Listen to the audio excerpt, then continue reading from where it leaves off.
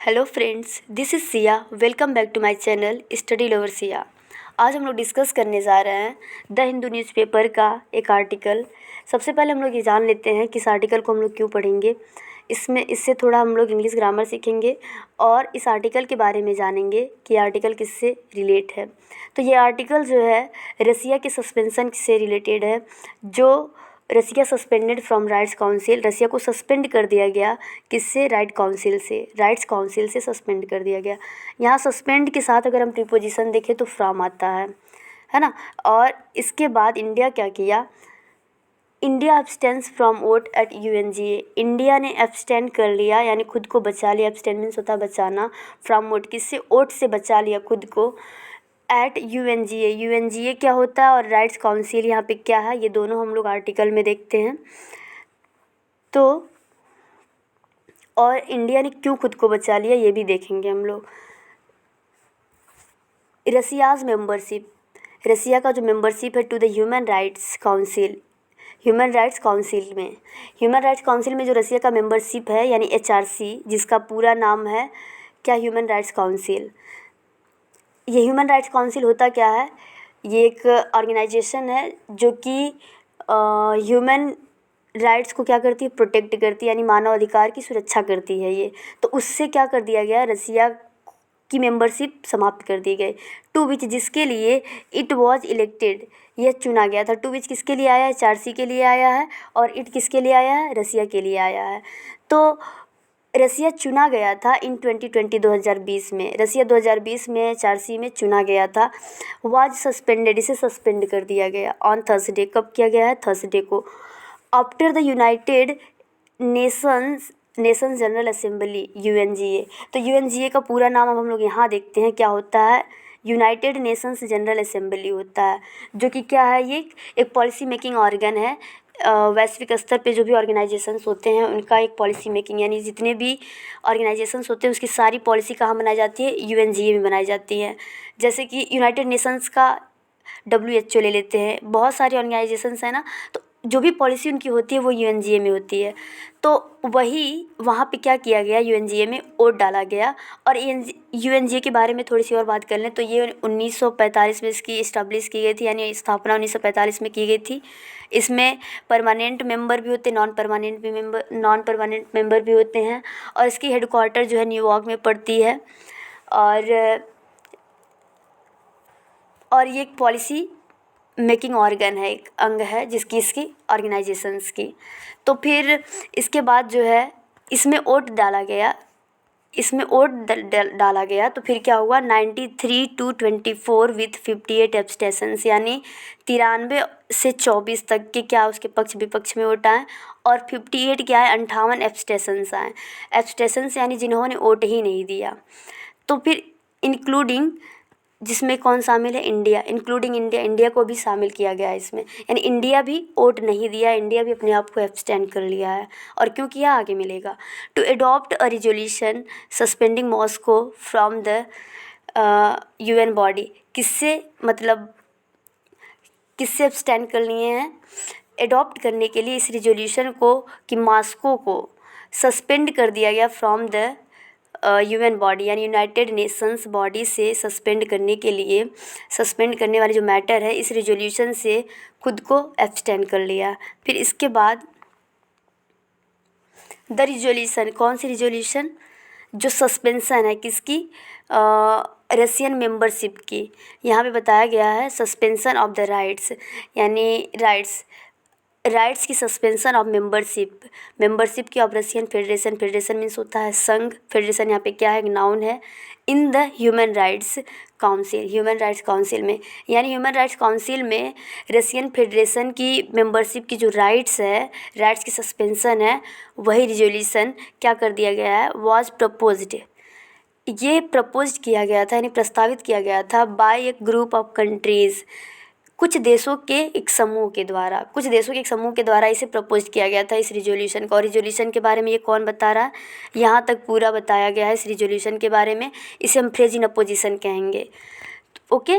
फिर इसकी phrase in opposition होता क्या है कि साइड बाय साइड उसकी मीनिंग होती है कि किसी नाउन के बारे में जब कोई सेंटेंस या फ्रेज बताता है, कॉमा लगा करके रख दिया जाता है उसके बगल में, वही हमारा होता है फ्रेज इन अपोजिशन। जैसे कि यहाँ पे रिजोल्यूशन के बारे में ये सारी वर्ड बता रहे हैं, ये लाइनें बता रही हैं और कैसे रखा गया, इसे कॉमा लगा करके रखा गया, तो ये हमारे फ्रेज इन अपोजिशन हो गए। ओके, इसके बाद जो है ये किसके द्वारा प्रपोज किया गया था, कुछ देशों के समूह के द्वारा, एक समूह है और वो उन देशों के समूह में कौन कौन है, दैट इंक्लूडेड, जिसमें शामिल हैं Ukraine, the US, the EU. तो यूक्रेन भी शामिल है, US and several Latin American countries, और कई लैटिन अमेरिकन कंट्रीज़ भी, यानी अमेरिकन देश भी जो कि क्या है, लैटिन है, वो भी शामिल हैं। अब यहाँ पे हम लोग देखते हैं कि यूक्रेन के पहले द नहीं आया है, जबकि यूएस और ईयू के पहले द आया है। ऐसा क्यों है, क्योंकि इनमें यूनाइटेड आया, और जिन नेशंस के में यूनाइटेड आता है उनके पहले हम द लगा देते हैं। क्यों यूनाइटेड के नाते द लगाया जाता है, क्योंकि ये कई सारे नेशंस से मिल करके बने होते हैं। जैसे कि क्या, यूनाइटेड स्टेट्स ऑफ अमेरिका, संयुक्त अमेरिका, और यूनाइटेड स्टेट्स ऑफ अमीरात। तो ये सब जो होते हैं नेशंस, उनके पहले क्या लगा दिया जाता है, द लगा दिया जाता है। जैसे कि और हो गया यूनाइटेड किंगडम हो गया। तो इसमें कौन कौन से देश शामिल थे, इस कंट्रीज़ में, इस ग्रुप में कौन कौन से देश शामिल थे, यूक्रेन था, यूएस था, ईयू था, और कई अमेरिकन लैटिन कंट्रीज़ थे। एंड रिक्वायर्ड, और ज़रूरत थी, रिक्वायरमेंट्स क्या होती है, ज़रूरत होती है। और 2/3 यानी 2/3, यहाँ 2/3 जो आया है, 2 की वजह से इसमें किसे क्या लिखा गया है, थर्ड्स लिखा गया। अगर यहाँ पे 1 होता तो ओनली क्या लिखा जाता, 1/3 होता, यानी 1/3। तो 2/3 यानी 2/3 मेजॉरिटी, बहुमत की, मेजॉरिटी मीन्स होती है बहुमत, of those present and voting for adoption. इस एडॉप्शन के लिए जो लोग प्रेजेंट थे और वोट दे रहे थे, उसके 2/3 बहुमत की ज़रूरत थी।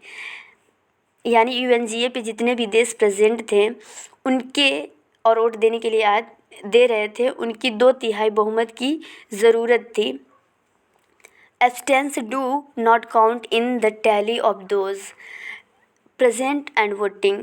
एब्सटेंशंस जो होते हैं, जो खुद को बचा लेते हैं, वोट ही नहीं देते हैं, उन्हें काउंट नहीं किया जाता है इन द टैली, उस गणना में, ऑफ दोज, उनकी गणना में जो लोग प्रेजेंट होते हैं और वोट देते हैं। कहने का मतलब ये है कि जो लोग एब्सटेन कर लेते हैं उन्हें प्रेजेंटेशन और वोटिंग में नहीं गिना जाता है। कहने का मतलब कि ऐसा मान लिया जाता है कि वो ना तो प्रेजेंट थे, ना ही वोट ही दिए हैं।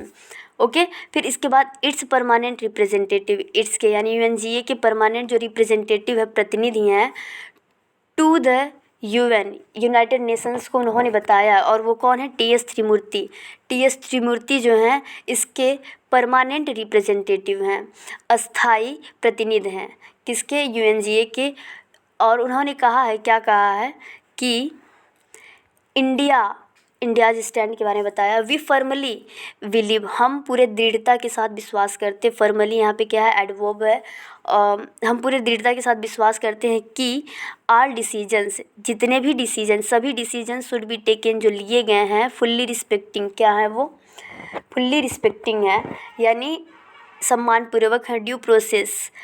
ड्यू मीन्स यहाँ पे क्या, अगर ड्यू के साथ टू लगा दिया जाए तो के कारण बन जाएगा, लेकिन यहाँ पे क्या है, उचित है, जिसे हम रिजनेबल भी कह सकते हैं, एप्रोप्रिएट भी कह सकते हैं। और ड्यू यहाँ पे क्या है, एडजेक्टिव है।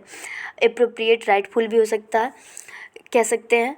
तो उचित प्रोसेस के नाते, एज, जैसे कि, या क्योंकि, ऑल आवर डेमोक्रेटिक पॉलिटी, जो हमारी डेमोक्रेटिक लोकतांत्रिक पॉलिटी है, राजनीति है, एंड स्ट्रक्चर्स, और स्ट्रक्चर्स जो हैं, इंजॉइन मीन्स होता है क्या, इंजॉइन मीन्स होता है रोक लगा देना या फिर हुक्म देना। तो यहाँ पे क्या हो सकता है, इंजॉइन यानी हमें हुक्म देते हैं, अस टू डू सो, ऐसा करने के लिए। वो कहते हैं कि जो हमने किया है, खुद को एब्सटेंड कर लिया है, वो क्यों किया है, क्योंकि हमारी जो डेमोक्रेटिक पॉलिटी और स्ट्रक्चर्स हैं वो हमें ऐसा करने के लिए कहते हैं।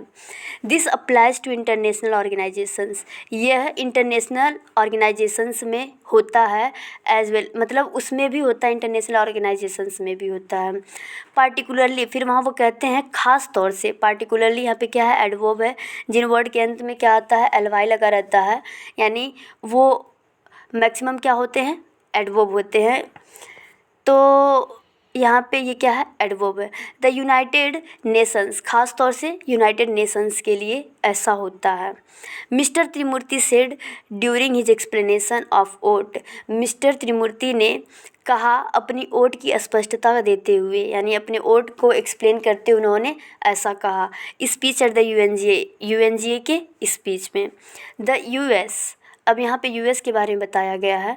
द यूएस विच किसके लिए आया है, यूएस के लिए आया, जो कि क्या है, एक एडजेक्टिव क्लॉज है। तो which has had an uneven relationship, uneven यहाँ पे क्या है, ऊबड़ खाबड़ होता है अनइवन का मतलब, यानी अच्छा न होना, ठीक ठाक न होना। तो वही बताया गया है कि यूएस जिसका रिलेशनशिप, यानी जिसका संबंध खुद ही ठीक नहीं है विद द एचआरसी, किसके साथ, एचआरसी के साथ, यानी ह्यूमन राइट्स काउंसिल के साथ जिसका संबंध खुद ही नहीं ठीक है। क्यों नहीं है, क्योंकि ये having quit it under the Trump administration only to rejoin it last year, क्योंकि ये जब ट्रम्प का एडमिनिस्ट्रेशन था, सत्ता था, तब इसे छोड़ दिया गया था, क्विट कर दिया गया था, किसे, एचआरसी को। और फिर इसे कब ज्वाइन किया गया, इसे रिज्वाइन किया गया है लास्ट ईयर, यानी पिछले ईयर में इसे रिज्वाइन किया गया है। तो फिर यही कहा गया कि जो यूएस का रिलेशनशिप है एचआरसी से, वो खुद ही ठीक ठाक नहीं है। तो यहाँ पे यूएस के बारे में ये सारी चीज़ें बताई गई थी अभी तक, यूएस के बारे में यहाँ तक था पूरा। और अब हम लोग देखते हैं यहाँ से हमारा ये हैड बीन जो आया है, किसके लिए आया, यूएस के लिए, यानी यूएस हमारा सब्जेक्ट है और हैड बीन क्या है, उसका वर्ब है। तो US had been a driving force, एक ड्राइविंग फोर्स थे, यानी बहुत ही मजबूरी के साथ चले, बिहाइंड द रिजोल्यूशन, इस रिजोल्यूशन के पीछे, इस रिजोल्यूशन के पीछे बहुत ही फोर्सफुली उन्हें चलना पड़ा।